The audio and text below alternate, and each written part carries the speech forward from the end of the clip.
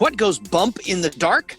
Joe Biden is hoping it's his post-convention polls. This time on Poll Hub, what's the history of election polls moving in any direction following political conventions? And does that history really matter in a year like this with back-to-back, never-before-held virtual gatherings? Interesting stuff. A lot to talk about there. Plus, the post office and voting. Who'd have thunk the U.S. Postal Service would be a major campaign issue in 2020? Well, it is, and surprise, surprise, it falls along our numbingly familiar partisan fault lines. What is up with that? We've got some ideas. We would mail you a transcript of our conversation today, but hey, it's a lot easier to just pull up some headphones and listen in. So let's go. And hi, everybody. Welcome to Poll Hub. I'm Jay DeDapper, Director of Innovation here at the Marist Poll. And I'm Barbara Carvalho, Director of the Marist Poll. And I'm Miringoff, Director of the Marist College Institute for Public Opinion. So anybody who has paid much attention to politics for any time at all knows that there's such a thing, allegedly, as a post-convention bounce. So they hold their convention, Republicans hold their convention in every presidential election year. And there's generally some good news for the candidate. It might be a little bit. There's a few cases where it actually went the other way. But generally, there's this bounce. People see the candidate. They see them talking on TV. They get all the hullabaloo of the convention. They go, I kind of like that person, usually 3 or 4 points, sometimes a little more, better than they did before. Doesn't always last. But what about this year? This year seems unlikely that any of the old rules will follow. Well, can I challenge the assumption you just made? Sure. Or the premise. Bounce sounds to me like, boom, bing, we're bouncing. Goes up and down. Yeah. Goes back down. Or not even that, but does. that it's noticeable. It's a change of trajectory, perhaps, if I can continue. And the bounces, as you indicated, can be single digits, and they can be even low single digits. In fact, the average recently, since 2000, has been 2 points. So it's within even the margin of error. The last big bounce, I think that was noteworthy and impactful, was 1992 when Bill Clinton got, I believe it was a 16-point bounce. There have been others who enjoyed a bounce and then lost it right away, like Michael Dukakis, who got a nice, high single-digit bounce and gave it away soon thereafter. Walter Mondale, not much there, but certainly Ronald Reagan had one earlier on. Just not the kind of event. I think it's almost overhyped that we're going to expect this, and it hasn't really even historically been all that dramatic, and some of the bounces haven't even led to winning in November. So they've been not only not enormous, they've been short-lived. But having said that, Barb, I jumped in ahead of the question, which was, what's going on now? Well, what's going on now is Biden was going into his virtual convention with anywhere from an 8 to 10 point lead in most of the scientific polls over Trump. And I think what's curious this time is what the reaction is going to be. I mean, we're in the first convention week. So this week we're seeing the Democratic infomercial. Next week we're likely to see the Republican infomercial. Just kind of characterizing what we're seeing and the kind of the buzz about what is going to be on tap for the Republicans next week. It seems very much that the purpose of these conventions right now, and I suspect in the past too, is to play to the bases of both of the parties and to try to develop some enthusiasm, to mobilize supporters, and to think about voting in November. But what about these kind of contrived conventions? Not that conventions in the past weren't contrived, but this seems to be gotten to a whole different level with kind of the movie Hollywood approach, rather than seeing the convention floor and the reporters scurrying about. Jay, you come from the world of TV and have been watching this, no doubt, from a production angle standpoint. As a somewhat layman in this, I've been very impressed by the production level of this. I think it has, in some ways, added to the ability to communicate, because you don't have all that hoopla and distraction and applause and all that. You really just get to talk to the camera, and they've been really very good at it so far. A lot of the big speakers. Take me down that road in terms of. No, I completely agree. I've covered in person lots of conventions over the years, going all the way back to 1992, and I, as a reporter, I would be, if I was a reporter right now, I'd be bummed because there's nothing to cover. But I'm not sure that as reporters we added all that much, and I don't think the parties themselves did them any favors holding these big parties when you look at what's being done right now. Yes, it's very contrived and it's very weird in some ways, but it strikes me as a telethon. And telethons are pretty effective forms of television. So you've got a producer who's controlling this. Can you imagine Bill Clinton speaking for only 5 minutes at any of the prior conventions, including the one in 1988, where, when he wasn't even running for president? Yeah, then he broke an hour on that one, I think. Right, he broke an hour, and he wasn't even a guy that anybody knew of. So I think that this, and I don't think it's a contrarian view necessarily, but I agree 100% with you that I think they've done themselves a huge favor, maybe clearly by accident or because of the pandemic. And while it does have some weird times, the clapping, the Zoom clapping is certainly very weird.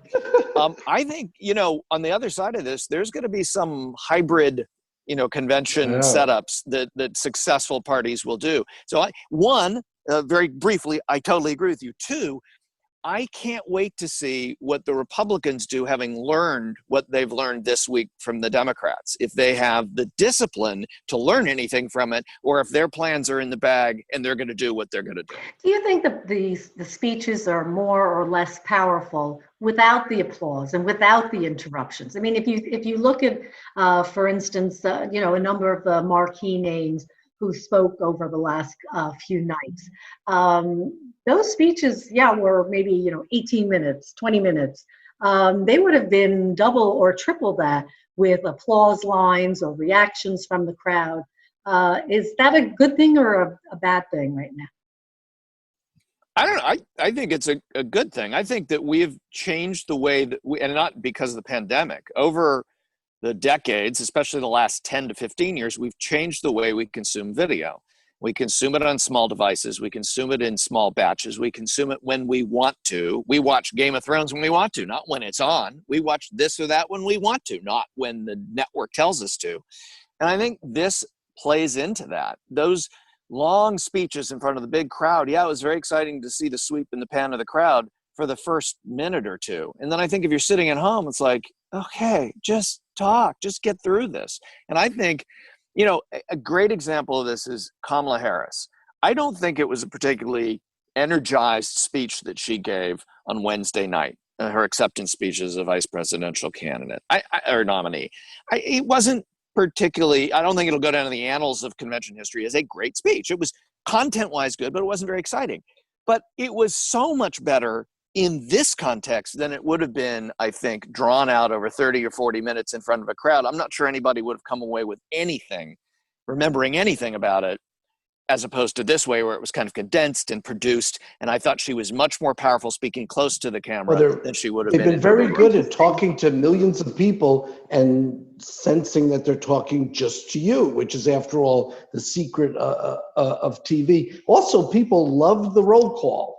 I myself didn't get excited by that, but people just thought that was such a great way. Oh, you're such a fuddy-duddy. Well, don't you like calamari like the Ocean State people do? Come on. I mean, they have to increase tourism. There will not be another roll call in the traditional. I predict in the traditional way inside the hall. I agree. Again, I agree. Not because I didn't like it, but because it was really effective, I think. But here, one other thing, though, talking about going ahead to next week with the GOP, because they were later in deciding that they were going to go virtual, because there was a time where they were going to, fight it out. I remember asking last night, well, how long have the Democrats put into doing all this? It seemed like no matter how many people they had producing it, it just seemed like an awful lot of man hours, people hours to get it done. The GOP a little squeezed on it in terms of time, so I'm wondering what the production value is. And then I want to mention one other thing. We talk about bounce. It's hard to get a bounce when the country's so polarized, because there's not enough up in the air. There's not enough people waiting to be persuaded. So as the country has been so polarized since 2000 at least, maybe even going back to the Clinton years, it's not surprising that 92 was the last big bounce, because we went into a very different period since then, and there's just not as much up for grabs. So that well, also very briefly, when you look at all the way back to the 1960s, incumbents in their second term, they're running for re-election, they get a point or two bounce. Everybody knows them. There's nothing new to learn about George Bush in his second term. There's nothing new to learn about Bill Clinton in his second term, or Barack Obama. There's nothing new to learn about Donald Trump right now. So the likelihood of him getting a bounce, I think, is relatively small. Joe Biden's up by 10 points. The likelihood of him getting a bounce is pretty small too. I mean, where's he going to go? If he's up by 10 points and he's not the incumbent and it's August, I don't see where there's any kind of bounce at all. Yeah, and he's such a known challenger too. And he's been around forever, and he was the vice president for 8 years. Exactly. Yeah. It's a different landscape, different environment.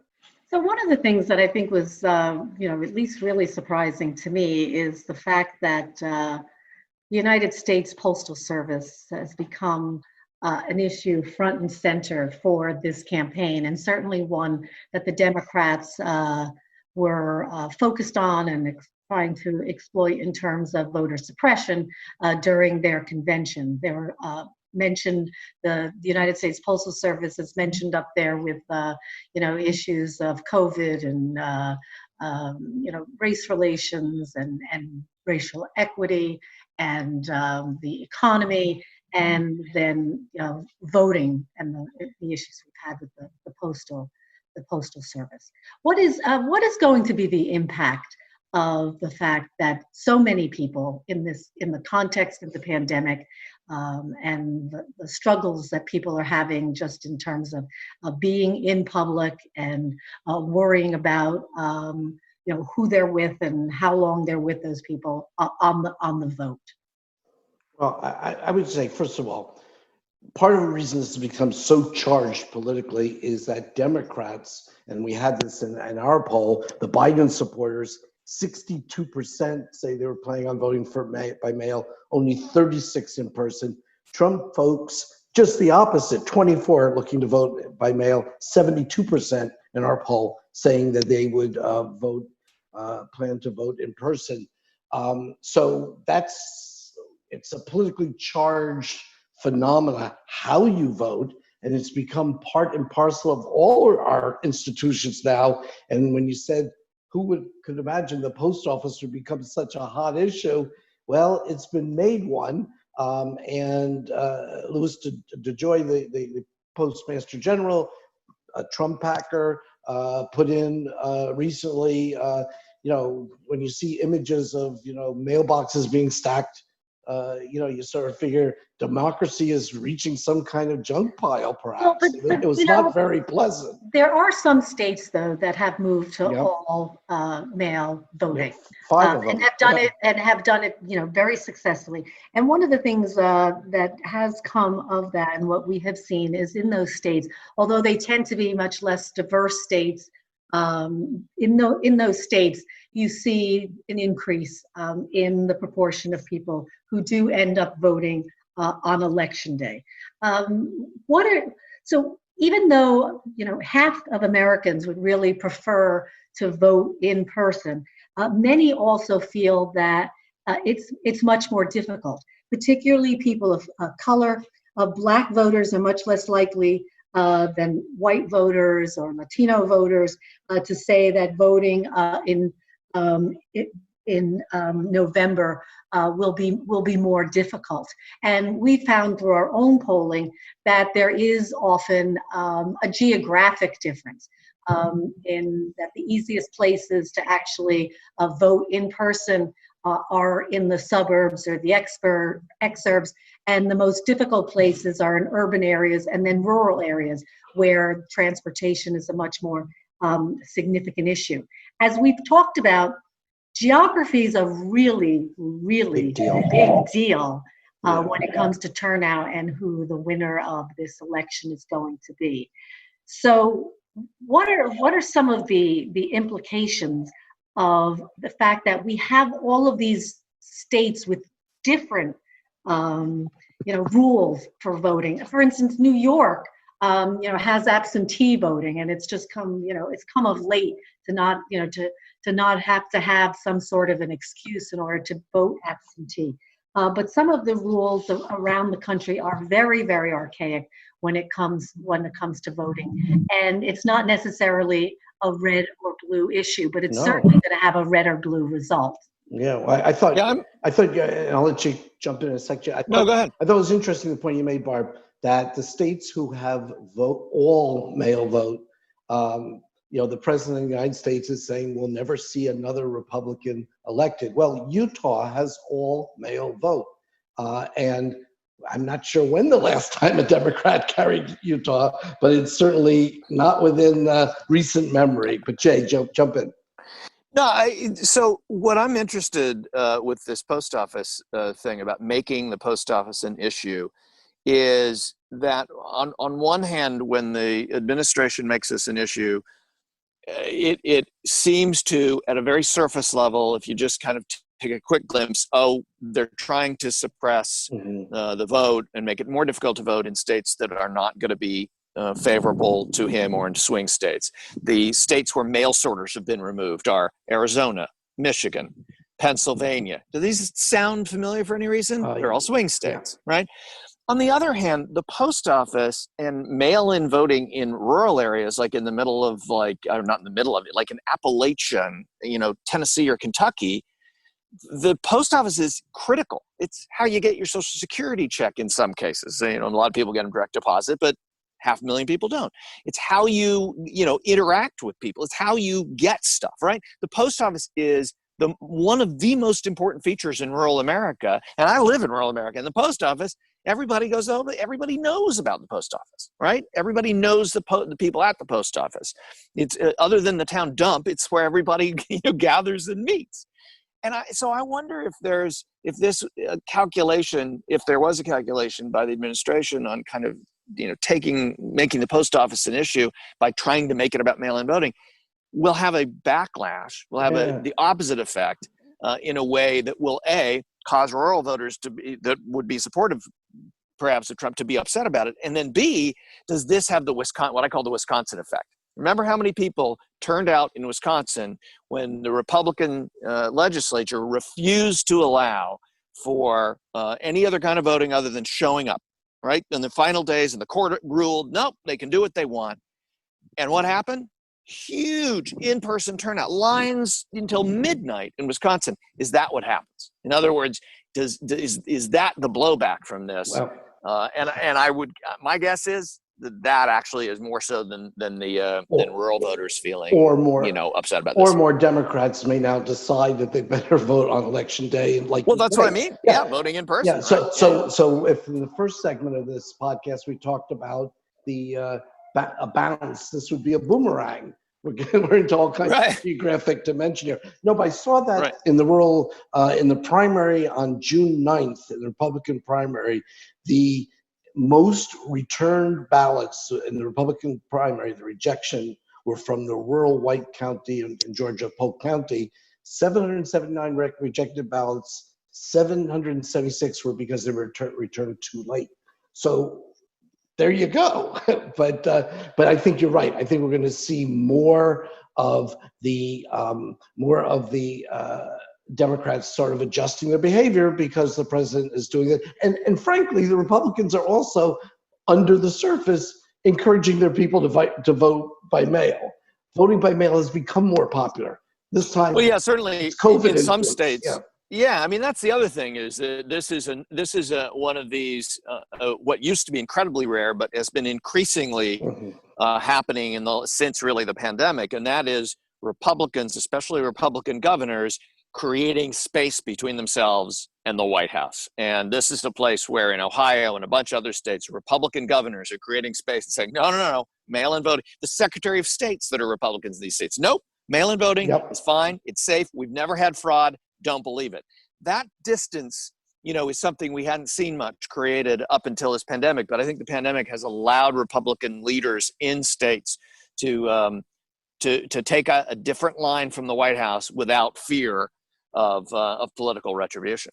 And I think at the Democratic convention, certainly the notion of the democracy in danger, being in some form of peril, and the word suppression, this whole thing becomes part of a larger discussion about the count, the accuracy of the count, the president saying that if he, quote, loses, he will not leave because he hasn't really lost, it'll be rigged.